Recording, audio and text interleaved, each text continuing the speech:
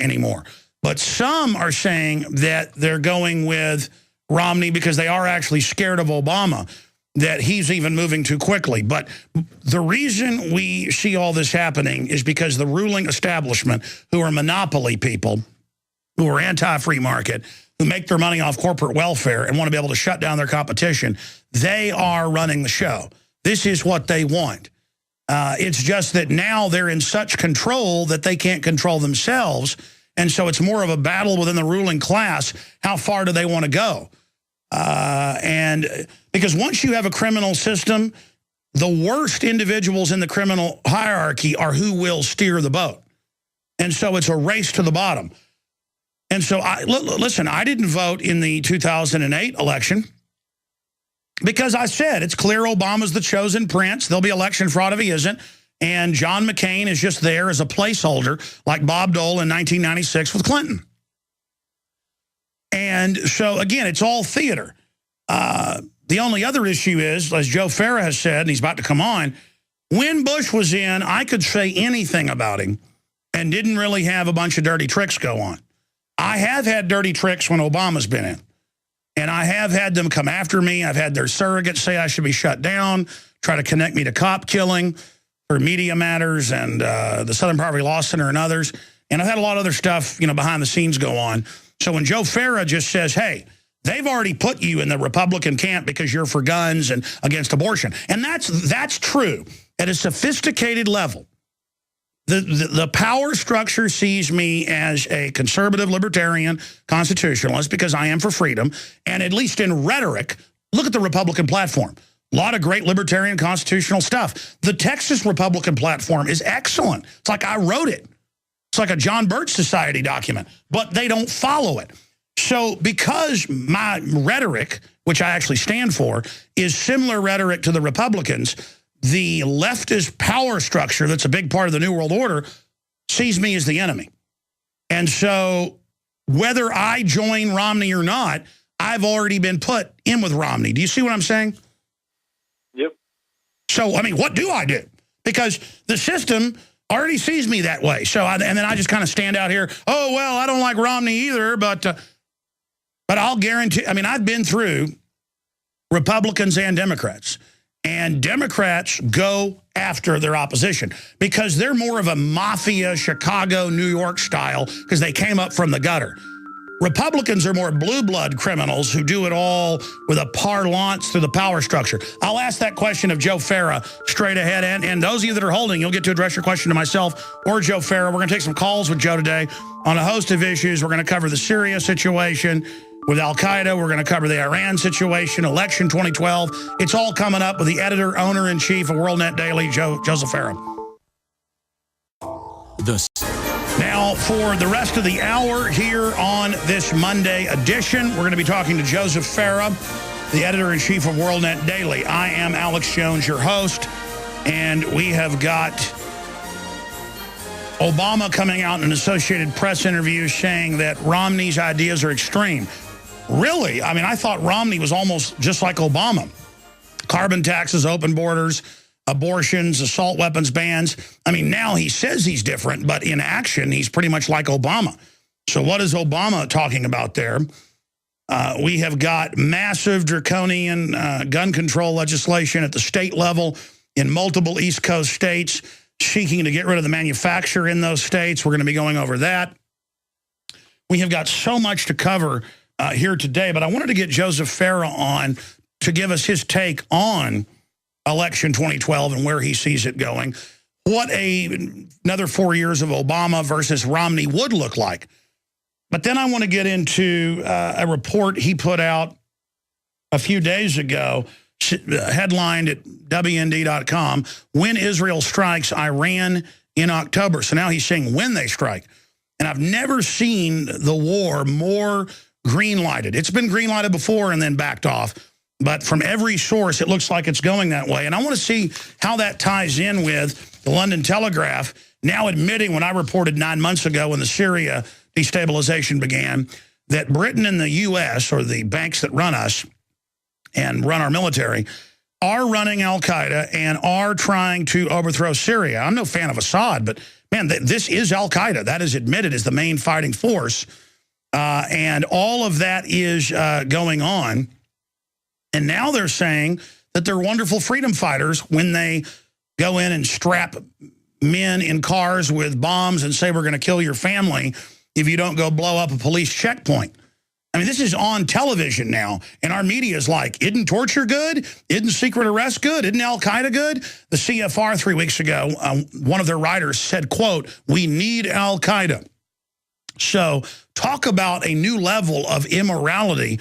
I know Joseph Farah is there in Virginia. He has a lot of sources now in the military-industrial complex, and he could tell us what he thinks the grand strategy is and where all of this is going, all the preparations for collapse, you name it. Joseph Farah is founder, editor, and CEO of WorldNetDaily, a nationally syndicated columnist for Creator Syndicate. He is the co-author of 13 books, including his latest, The Tea Party Manifesto, and his classic, Taking America Back. Now in its 3rd edition and 14th printing, Farah is the former editor of the legendary Sacramento Union and other major market dailies. And he joins us now to break all of this down. He also set up the Western Journalism Center. We'll talk about the attempts to censor the web as well and have an internet tax by the FCC that Google and others want. Yeah, because it shuts down their competition. All of that and more with Joseph Farah today. But first off, I know we got you on a few minutes early and you heard that caller, or if you didn't hear, the caller was saying, well, what do you do if Romney and Obama are basically the same but different rhetoric? Do you morally not vote for Romney? And because it almost acquiesces or gives credence to it. And I see that point, but then what do you do when you're somebody like Joseph Farah or Alex Jones, where even though you said, hey, don't vote for McCain or Obama 4 years ago, you were put in the camp by the Obama people and they've gone after you. So, yes, I'm put in the camp of Romney, even though I'm not in it. What do you say to all that?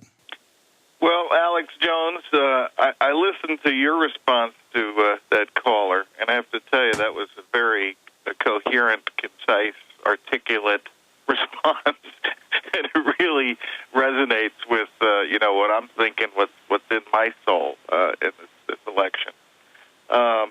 Yeah, as you know, in 2008, we were both none of the above people, and right now we're wrestling with survival.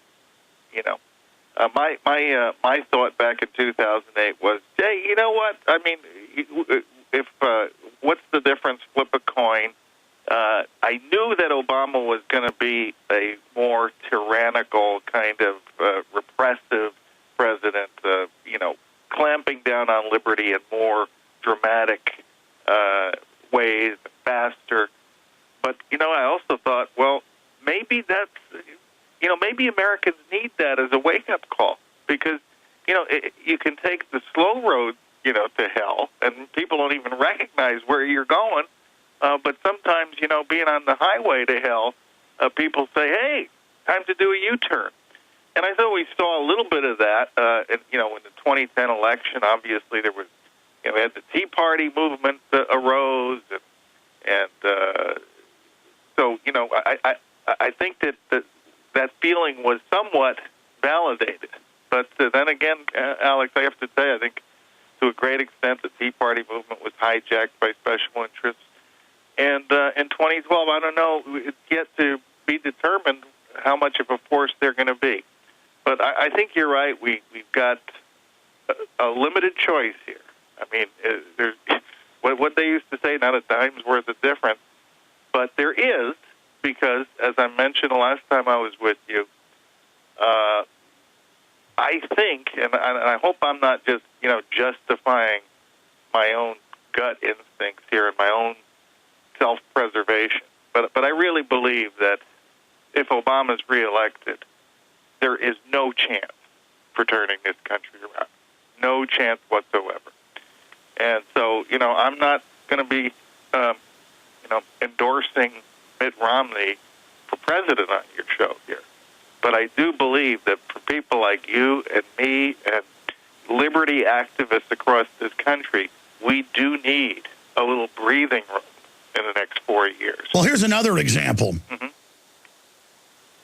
Ron Paul, who did not endorse McCain 4 years ago, has come out with a limited endorsement saying, I won't fully endorse Romney. But that shows how bad Obama is, that the sense is he's gotten all his criminals in place. And so even rearranging deck chairs, it'll take the bureaucracy a while to kind of get its new scams in place with Romney, but that with Obama not facing re-election, he will drop the hammer. And even if Romney's horrible, he'll at least be facing re-election. I think that's exactly right. Yeah, you think about what a lame duck second-term administration of Obama will be like. No guardrails, you know. And so, as I said in a program the last time I was on with you, for people like Alex Jones and Joseph Farah, I got to tell you, I'm being very honest with you. I think if Obama's reelected, guys like you and me are either going to be in jail or going to be dead. I think the chances for doing a U-turn in terms of American policy, preserving freedom and so forth, we may be on an irreversible course with 4 more years of Obama. What do you make of all of the amazing stories where they're coming out and saying the Army's training to take on a Tea Party insurrection that links up with Al-Qaeda and Army training for gun confiscation? I mean, these are confirmed manuals that are out there, just incredibly seditious. Absolutely. And, you know, I think it ties in, you know, people may think this is far-fetched, right? But then you look at the facts we know for sure about, you know, Fast and Furious, an operation like that. And we say, you know, if the government can get away with that, if the Obama administration can get away with that, the most powerful people in the world, just the facts on the table, there's no accountability whatsoever. What happened to that congressional investigation? Well, you know, what happened to those subpoenas? Where are the calls for impeachment by the Republicans? It just withered and died on the vine. And so, you know, I think that when you see that people were killed, gunned down through an official action ordered by the president. By the way, he was taking credit for Fast and Furious before it became, you know, a scandal. And you know, so it's mind-boggling, Alex. We just got to be very, very careful. I'm so proud of you for getting the word out about these things.